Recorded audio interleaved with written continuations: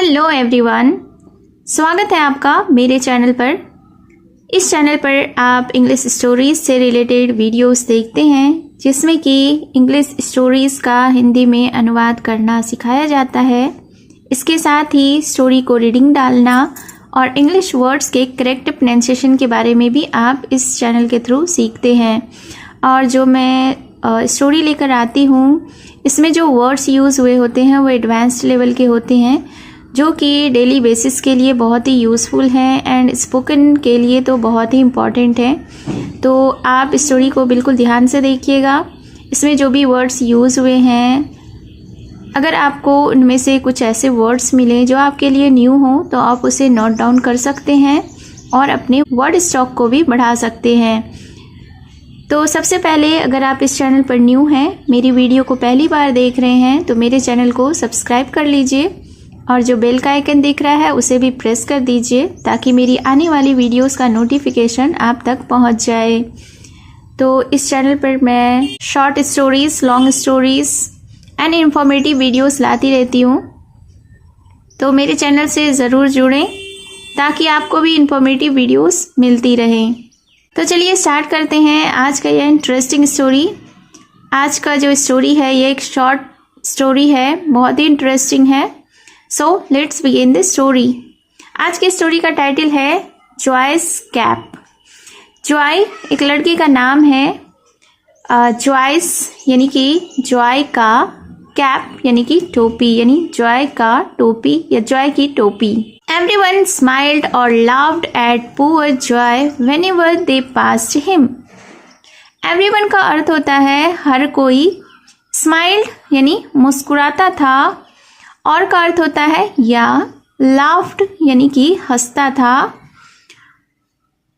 poor का अर्थ होता है बेचारा, गरीब भी होता है। लेकिन यहाँ पे जो सेंटेंस के थ्रू हमें समझ में आ रहा है तो यहाँ पे बेचारा पुअर का अर्थ हो रहा है। व्हेनेवर यानी जब भी, दे का मतलब होता है वे, पास्ट हिम यानी कि पास से गुजरते थे उसके, हिम का मतलब होता है उसके या उसे। सो इस सेंटेंस को हम लोग देख लेते हैं। इस सेंटेंस का अर्थ हुआ एवरीवन स्माइल्ड और लाफ्ड एट पुअर जॉय। हर कोई मुस्कुराता था और हंसता था बेचारे जॉय पर। Whenever they passed him, जब भी वे उसके पास से गुजरते थे। He always wore a cap that was either too large or too small. Always का अर्थ होता है हमेशा, wore, wear का अर्थ होता है पहनना, wore, wear का past tense हो गया यानी पहना था। cap यानी कि टोपी।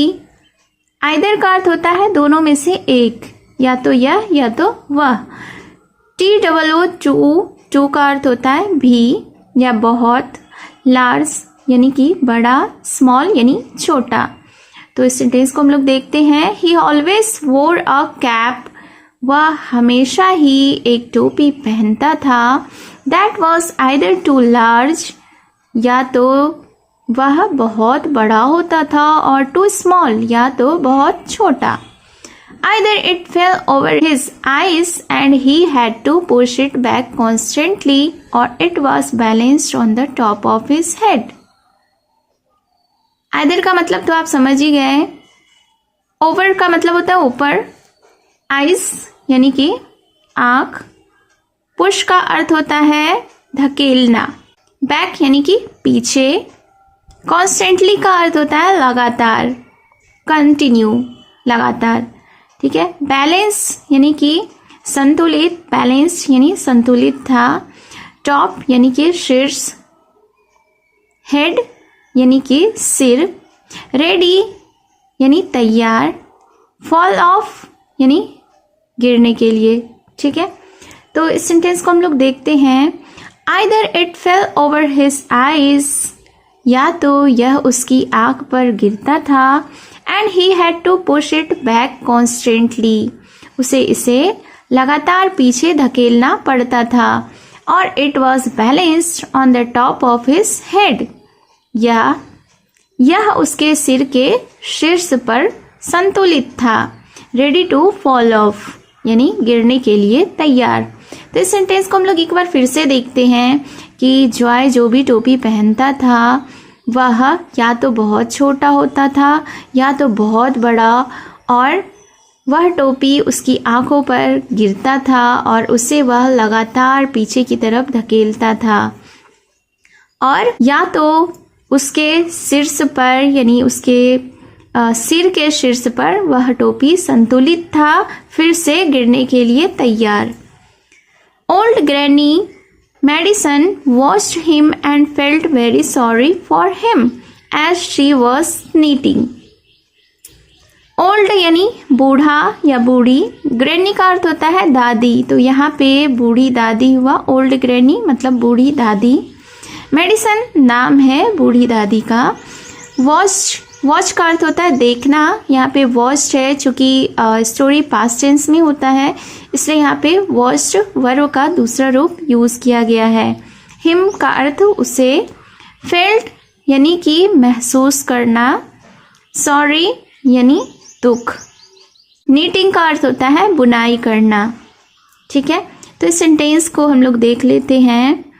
Old granny Madison watched him, बूढ़ी दादी मेडिसन ने उसे देखा, and felt very sorry for him, और उसके लिए बहुत खेद महसूस किया, एज शी सेट नीटिंग, जब वह बुनाई कर रही थी। I must knit him a new cap that fits, thought Granny Madison। अब फिर क्या हुआ कि थॉट का अर्थ होता है सोचना, तो ग्रैनी ने यानी कि बूढ़ी दादी ने सोचा कि I must knit him a new cap that fits, यानी कि मुझे उसके लिए एक नई टोपी बुननी होगी जो फिट हो। She pulled out her basket of wool and found leftover balls of several colors। Pulled का अर्थ होता है निकालना, निकाली। Pull का अर्थ होता है निकालना एंड pulled यानी निकाली। Basket का अर्थ होता है टोकरी, wool यानी कि ऊन। Found का अर्थ होता है पाना। Leftover का मतलब होता है बचा खुचा। Balls यानी कि गेंद, गेंदों। सेवरल का अर्थ होता है अनेक यानी बहुत सारे, कलर्स यानी कि रंग। तो इस सेंटेंस को हम लोग देखते हैं। She pulled out her basket of wool, यानी कि उसने अपने ऊनों के टोकरी को निकाला, and found left over balls of several colours, और उसमें क्या पाया, उसमें ग्रैनी ने पाया, बूढ़ी दादी ने पाया कि उसमें बचा खुचा बहुत सारे यानी अनेक रंगों के ऊन के गेंद थे। That's nice, thought Granny. I will make a multicolored cap for him. That's nice यानी यह अच्छा है। Thought Granny, ग्रैनी ने, दादी ने सोचा।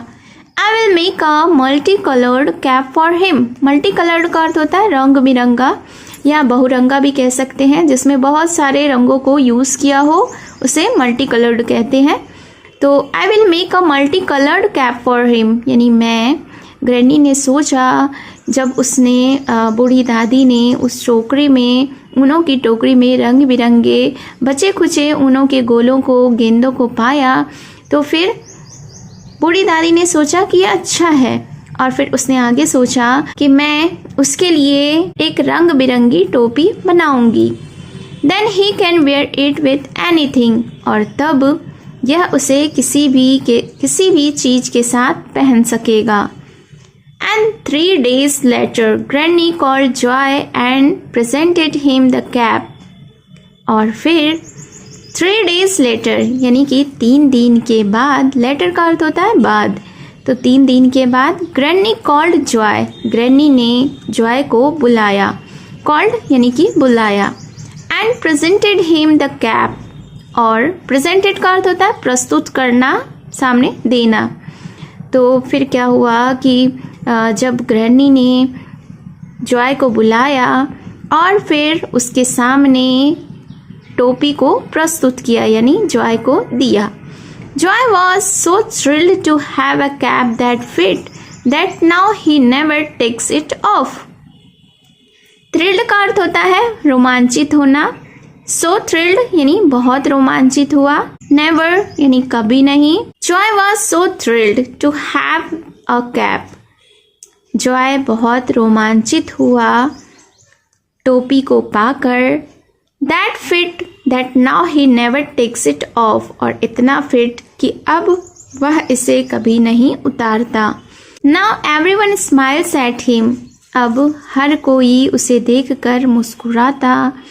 And he smiles back. और वह मुस्कुराकर जवाब देता है। So this was the story. I hope you have enjoyed it. और आपने इस स्टोरी में कौन सा न्यू वर्ड सीखा ज़रूर बताएं। और आप मुझे कमेंट के थ्रू सजेशन भी दे सकते हैं, सजेस्ट भी कर सकते हैं कि मुझे और किस टाइप की वीडियोस लानी चाहिए, किस टाइप की स्टोरीज आपको पसंद है। कमेंट बॉक्स में कमेंट करके ज़रूर बताएं। तो मिलती हूँ मैं फिर से एक न्यू इंटरेस्टिंग स्टोरी के साथ। Till then take care and bye bye.